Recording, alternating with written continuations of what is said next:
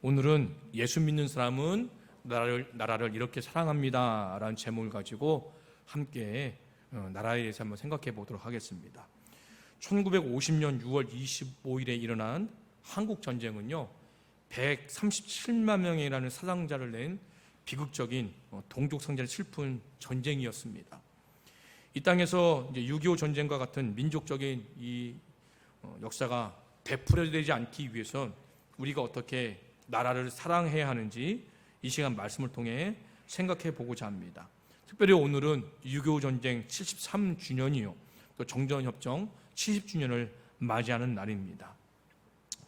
우리 귀한 성도님들 애국심, 그러니까 우리가 이제 우리 나라에 대한 사랑을 하는 마음들이 있습니까? 여쭤보고 싶습니다. 우리 귀한 아들 딸한테도 물어봤어요. 그랬더니 큰딸이 너 우리 애국심이니? 나라 사랑하니? 네. 어떻게 나라 사랑하느냐? 물어봤더니 자기는 쓰레기를 함부로 버리지 않는데요. 그것이 자기가 나라를 사랑하는 마음 중에 하나라고 얘기를 하더라고요. 우리 성도님들은 어떻습니까? 나라를 사랑하십니까? 나라 사랑이라는 말이 어떻게 보면 거창하고 차원 높은 말로 들릴 수 있습니다. 하지만 보통 나라 사랑하면 이렇게 생각하죠. 애국가 4절까지 외워서 다 부를 수 있고, 그리고 무궁화를 키우거나 무궁화를 아끼고, 그리고 저도 국민학교 이제 초등학교로 불리죠. 국민학교 때 딱 가슴에 손을 얹고 국기에 대한 맹세를 외우고, 그리고 국산 제품을 사용하고, 준법 정신이 투철하고, 국경일에 태국기를 개영하고, 또 월드컵 때 광화문에 나가서 대한민국 외치며 응원하는 것을 생각하기도 합니다. 그 밖에도 애국심하면 나라를 사랑하는 길은 뭘까 생각해 보면 한글을 바르게 사용하고, 쓰레기 분리수거, 세제와 샴푸 등 이런 세제들 적게 사용하고, 일회용품 사용을 줄이고, 환경 보전 및 자연 보호하고, 또 모든 투표에 적극적으로 참여하기 등 다양한 방법들이 있음을 우리는 알고 있습니다. 자, 그렇다면 그와 더불어서 이 자리에 있는 우리 모두는 예수님을 믿는 사람들이죠. 그럼 예수님을 믿는 우리가 우리나라를 사랑할 수 있는 방법이 무엇일까? 한번 같이 우리가 읽은 이 출애굽기의 말씀을 통해서 그 방법을 생각해 보고자 합니다. 창세기에 보면 아브라함의 이야기가 나오죠. 창세기 15장에 보면 아브라함이 하나님 앞에 제사를 드리고 있을 때였습니다. 그런데 하나님께서 아브라함에게 말씀하시기를, 아브라함아, 내 자손이 이방에서 객이 되어 그들을 섬기겠고, 그들은 400년 동안 내 재산을 괴롭히다가 이렇게 내 자손이 큰 재물을 이끌고 나오겠다라고 예언을 하게 됩니다. 그런데 아니나 다를까 이제 알다시피 요셉이 형제들에게 미움을 받아서 요셉부터 본인이 가고 싶어서 간 거 아니죠. 억지로 애굽에 끌려가게 되어서 총리가 되었습니다. 그리고 난 다음에 이제 야곱이 아직 죽지 않고 살아있을 때에 가나안 땅에 기근이 들었죠. 그런데 유일하게 곡식이 있는 나라가 애굽밖에 없었습니다. 그 애굽의 곡식을 구하러 가다가 요셉이 자기의 형제인 것을 알게 되고, 또 요셉은 자기의 식구들 다 애굽으로 이주를 시키게 되죠. 70명이 이주하게 됩니다. 그때가 야곱의 나이가 137세였습니다. 그렇게 이주하게 되다가 이제는 오늘 본문에 보니까 어떤 일이 벌어졌냐, 요셉을 알지 못하는 세왕이 일어났다라고 얘기를 합니다. 자, 이 요셉을 알지 못하는 세왕이라는 이 말씀을 읽으면 우리는 보통 이렇게 생각해요. 아, 선대 왕이 죽고 아들인 그 황태자라고 하나, 그 황제가 이제 아들이 이제는 후대의 왕이 되었다, 이렇게 생각할 겁니다. 그런 의미가 아니고요. 요셉을 알지 못하는 새 왕이 일어났다는 것은 나라가 바뀐 거예요. 요셉이 있을 때는 히소스 왕조를 하거든요.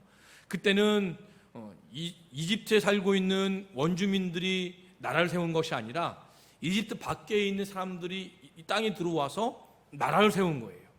그러다가 히소스 왕조가 무너지고 난 다음에 원래 있던 이 이집트에 원래 살던 주민들이 다시 나라를 세운 거죠.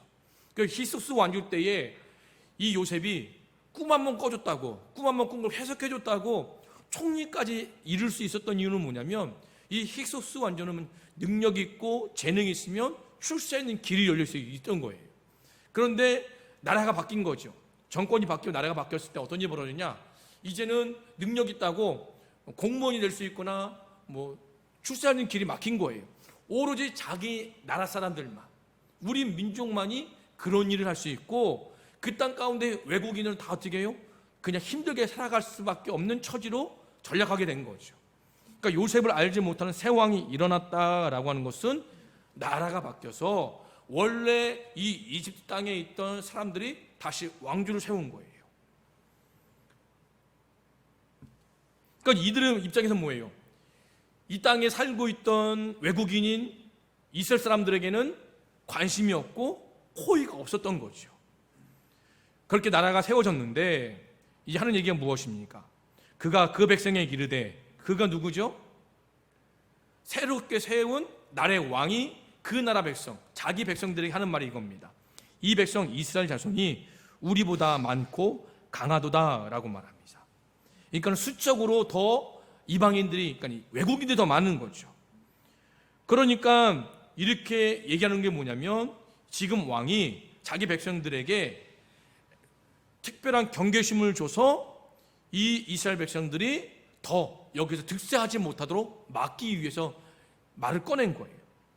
그러면서 하는 말이 이럽니다. 자, 우리가 그들에게 대하여 지혜롭게 하자. 두렵건대 그들이 더 많게 되면 전쟁이 일어날 때에 우리 대적과 합하여 우리가 싸우고 이 땅에서 나갈까 하노라 라고 말합니다. 10절은 뭐냐면 이 왕조의 트라우마를 얘기하는 거예요.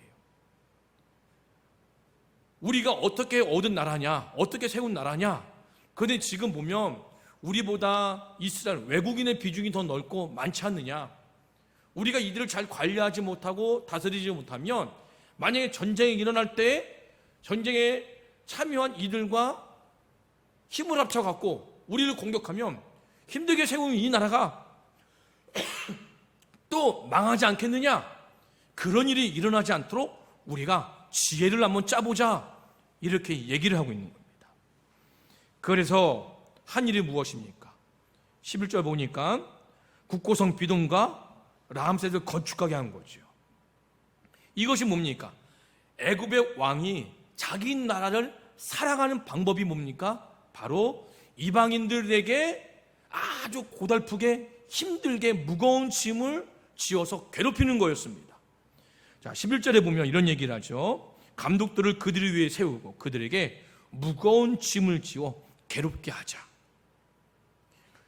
그러니까 힘겨운 노동을 하게 만들자라고 하는 거죠. 그 방법이 무엇입니까? 국고성 비듬과 람셋을 건축하는 것. 흔히 말하면 뭐예요? 막노동을 하게 만들자, 이렇게 얘기를 하고 하는 겁니다. 그러면 어떻게 할까요? 이렇게 되면 이들이 강하지 못하고 우리가 계속 이들을 다스릴 수 있지 않겠느냐. 이것이 바로 애굽 왕의 나라를 살아가는 방법이었다는 겁니다. 그래서 우리 성도님들께서도 한 나라의 왕이었다고 생각해 보세요. 이런 방법을 사용할 수 있지 않겠습니까? 저는 잘못됐다고 생각하지는 않아요. 그런데 관점과 기준과 그게 다른 거죠. 자, 우선 더 보겠습니다. 자, 그런데 어떤 일이 벌어졌냐? 12절 보니까 학대를 받을 수도, 학대가 무엇입니까? 정신적으로, 육체적으로 상대방을 괴롭히는 거죠. 그러니까 애굽 왕이 자기 나라를 사랑하는 방법이 뭐냐면 이 애굽 땅에 거주하고 있는 외국인들을 학대하는 거였어요. 그런데 학대하면 학대할수록 어떤 일이 벌어지냐? 더욱 이 이스라엘 자손이 번성하게 되었다라고 하는 거죠. 그러면 그럴수록 또 어떤 일이 벌어지냐? 이 애굽 왕은 이를 더 엄하게 시켜요. 엄하다라는 이 원어를 보니까 완전히 진익이다, 가루로 만들다, 이런 의미가 있습니다.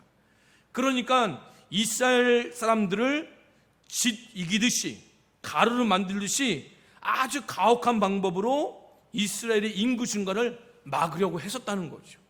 이것이 바로 왕이 자기 나라를 살아가는 방법이었다는 겁니다.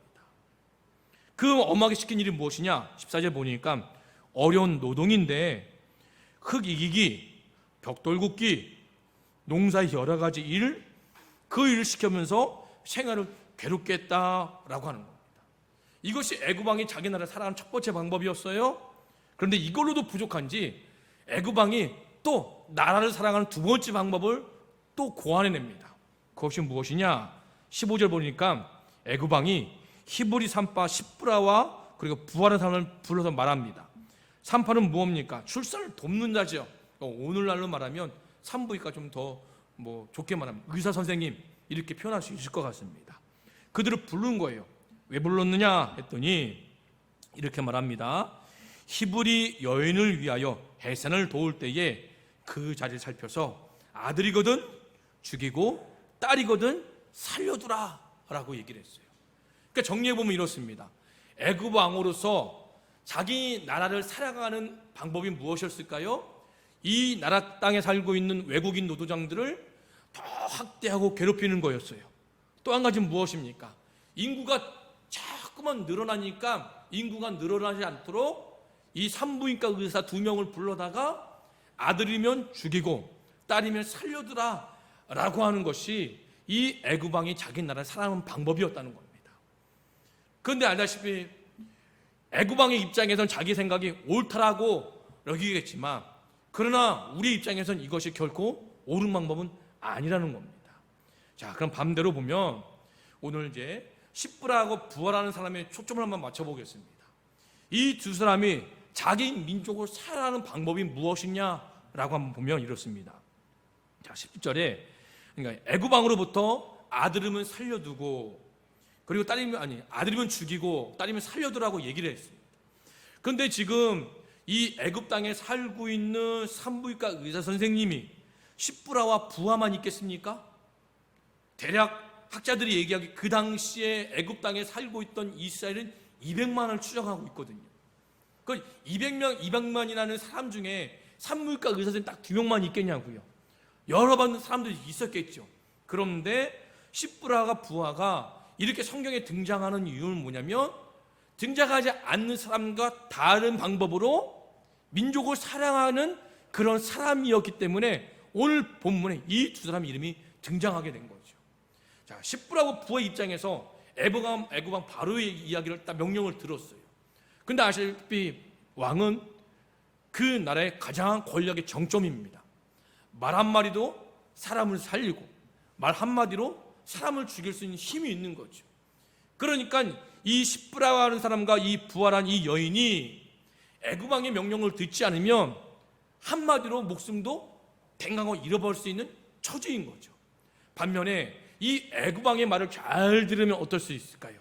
지금 이 외국 땅에서 이스라엘 사람들은 학대를 받고 있고 무거운 짐을 지어 괴롭힘을 당하고 있고 어려운 노동 때문에 생활이 괴로운 상태에 놓여 있어요. 그러면 이 두 사람은 애굽 왕의 말을 잘 따르면 이들과 다르게 편안한 삶을 살 수 있겠죠? 남부럽지 않은 부유함을 가질 수 있겠죠? 또 명예와 권력도 가질 수 있을 거라는 겁니다. 이런 상황 속에서 이 십브라와 이 부하가 선택한 일은 무엇이냐? 애굽 왕의 명령을 따를 것이냐 아니면 그러지 않을 것이냐라고 하는 거예요. 근데 오늘 본문에 보니까 17절 이렇게 말합니다. 산파들이 하나님을 두려워하여 애굽 왕의 명령을 어기고 남자 아기들을 살렸다라고 하는 거예요. 그러니까 이 십브라는 여인과 이 부하라는 여인이 자기 민족 이스라엘을 사랑하는 방법은 뭐냐면 아무리 내 목숨에 위협이 온다 할지라도 그 애굽 왕의 명령을 어기고 내가 산부인과 의사로서 아기를 낳는 일을 도울 때에 그 아기 남자아이들을 살리는 거였다는 겁니다. 다시 말하면 이 두 여인이 자기 민족과 나라를 사랑하는 방법은 뭐냐면 자기 자신에게 주어진 일에 최선을 다하는 거였어요. 단 최선을 다하되 기준, 방향, 목적이 바로 되었다는 겁니다. 그 기준이 누굽니까? 하나님이죠.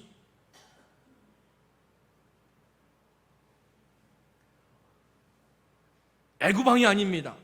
그리고 같은 민족 이스라엘이 아니에요. 이 두 여인의 기준은 뭐냐면 하나님이에요.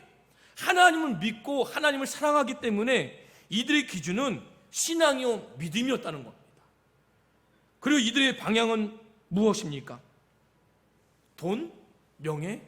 아니요, 그저 하나님이었습니다. 목적이 무엇입니까? 자기의 영광이 아니라 하나님의 영광이었다는 겁니다. 그래서 기준과 방향과 목적을 바르게 하고 그에 따라서 자기가 맡겨진 일, 자기가 하는 일에 최선을 다한 것이 바로 이 두 여인이 자기 나라와 민족을 사랑하는 방법이었다는 겁니다. 예를 하나 들어볼게요. 요즘 의사와 관련된 이야기들이 우리 사회에 이슈가 되어버렸습니다. 정부에서는 의사 수가 줄어갖고 의사 수를 늘려야 된다라고 얘기를 하고, 이분들은 아니다, 인원은 문제가 아니라 의료 수가가 문제이기 때문에 늘려야 된다고 얘기를 하고 있습니다. 그럼 왜 이런 일이 일어나느냐라고 하면은 지금 의사 선생님들이 소아과를 안 한대요. 내과도 안 한대요. 그러니까는 소아과가 없어지다 보니까 어떤 일이 벌어지냐, 아이가 아프면 병원을 1시간 이상 거리를 달려가서 그리고 몇몇 시간을 기다려야 된다는 거예요. 그 언론에서 다큐멘터리 나오는 게 뭐냐면 이런 거였습니다. 소아과 진료를 받으려고 새벽 2시부터 그 소아과 앞에서 진을 치고 기다리고 있는 거예요. 그것이 우리나라 현실이라는 겁니다. 의사가 없는 거죠. 그럼 왜 소아과를 안 하느냐? 자기들 세계에서 비교해보니 소아과 의사가 되면 다른 과 의사에 비해서 내가 돈을 못 번다는 거예요. 성형외과나 피부과를 보면 힘들이지 않고도 더 많은 돈을 벌 수 있는데 소아과 보세요. 애들하고 대화가 돼요. 한번 진료하면 울어 제끼면서 가만히 있지 못하니 진료가 제대로 안 돼. 너무 힘들다는 거예요. 짐 빠지다는 거예요. 그러면서 다른 의사에 비해서 돈을 버는 액수가 적다 보니 많은 의대생들이 이제는 소아과 의사가 되려고 안 합니다. 외과 의사가 되려고 하지 않습니다. 쉬우면서 돈을 많이 벌 수 있는 내과가 아니라 피부과, 성형외과로 다 그쪽으로 몰린다는 거예요. 그러다 보니 지방에 있는 병원들은 내과 의사 선생님이 없어요. 소아과는 아예 전무해요. 이런 일이 벌어지고 있다는 겁니다. 제가 왜 이런 말을 할까요? 의사 선생님들도요, 자기 자신에게 주어진 일에 최선을 다하고 있는 거예요. 그런데 기준이 잘못됐죠. 방향이 틀리죠. 목적이 잘못되어 있다는 겁니다. 그러다 보니까 어떻게 해요? 나라가 이제 대란이 나온다는 거예요. 의료 대란이 나와갖고 이제는 사람들 지방에 살면 적정한 아파도 치료를 받을 수 없다는 거예요. 어떤 일이 벌어졌냐? 그래 5살 먹은 아이가 이제 119 구급차를 뺑뺑 돌다가 치료를 못 받았고 결국은 죽은 일이 벌어졌어요. 대한민국에 이런 일이 벌어지고 있다는 겁니다. 결국 많은 사람들이 자기 일에 최선을 다해요. 하지만 그 기준, 목적, 방향이 뭡니까? 돈이라는 것을 향하기 때문에 지금 나라가 삐걱거리고 있고 지금 모든 것이 원활하게 돌아가지 않고 있는 실정이다라고 얘기를 하고 있다는 겁니다. 그렇기 때문에 이런 시대 속에서 우리가 정말 선조들의 피와 땀으로 목숨으로 바꾼 이 자유 대한민국, 이 나라를 사랑하는 방법이 뭘까라고 하면 이겁니다. 기준, 방향, 목적을 하나님께 두고 내가 주어진 환경 속에서 내가 하는 일에 최선을 다하는 것이 바로 나라를 사랑하는 방법이다라는 겁니다. 제가 깨달은 게 이거예요.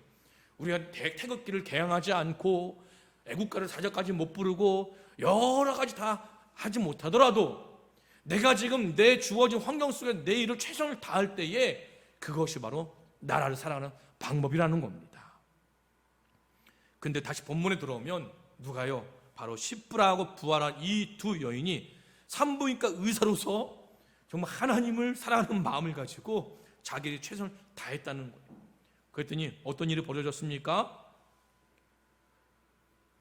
결국은 이 바로, 그러니까 애굽의 왕 바로가 남자아이를 죽이는 정책을 취소하게 돼요.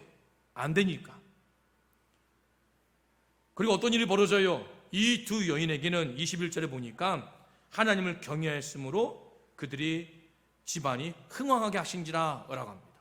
근데 우리 이 말씀 보면서 오해하지 말아요. 내가 잘 되고 복 받으려면 내가 오늘 본문에 등장하는 두 여인처럼 살아야 된다. 이것이 아닙니다. 우리는 복 받으려고 예수님 믿는 거 아니에요. 먼저 복을 받았습니다. 하나님의 큰 은혜를 받은 거죠. 만약에 이 본문처럼 내가 집안이 흥황하려면, 번창하려면, 잘 되려면 이렇게 살아야 되는구나, 이건 기복신앙이에요. 기준과 목적 방향이 잘못된 거죠. 하지만 하나님을 사랑하기 때문에, 하나님 믿는 믿음 때문에, 내 신앙을 지키기 위해서, 하나님께 받은 복과 은혜가 크기 때문에 내가 지금 주어진 환경 속에서 최선의 일을 다하고 열심을 살아야지, 이것이 맞다는 것이죠. 이것이 바로 우리나라 살아가는 방법이라는 겁니다. 자, 그렇다면 우리 여기 학생들이 있습니다. 우리 학생들이 나라를 사랑하는 방법이 뭘까요? 좋은 대학에 가고, 좋은 대학을 졸업하고 나면 좋은 데 취직해서 돈 많이 벌려고 공부하는 게 아니라 하나님 영광을 위해서 최선을 다해 공부를 하는 거겠죠. 우리 직장생활 하시는 분들이 어떻습니까? 자기의 직업을 통해서 어떻게 하면 하나님께 영광을 돌릴까? 이 기준을 가지고, 방향을 가지고, 목적을 가지고 최선을 다하는 거겠죠. 이렇게 살아가면 이것이 바로 나라를 사랑하는 방법이다 라고 말씀드릴 수 있습니다.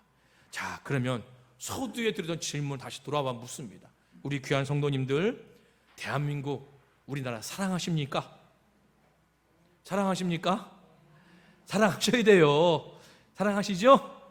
예, 지금부터라도 내가 맡은 일, 정말 하나님의 기준을 가지고, 하나님을 향한 방향을 가지고, 하나님을 향한 목적을 가지고 최선을 다하면서 나라 사랑하셔서 우리 선조들이 죽음과 맞바꾼 이 자유주의 대한민국이 더 이상 잃지 않도록, 나라가 망하지 않도록, 나라가 엉뚱하게 가지 않도록 그렇게 나라를 위해 기도하시고 내가 맡은 일 최선을 다하면서 나라 사랑하시는 귀한 분들 되기를 간절히 소망합니다.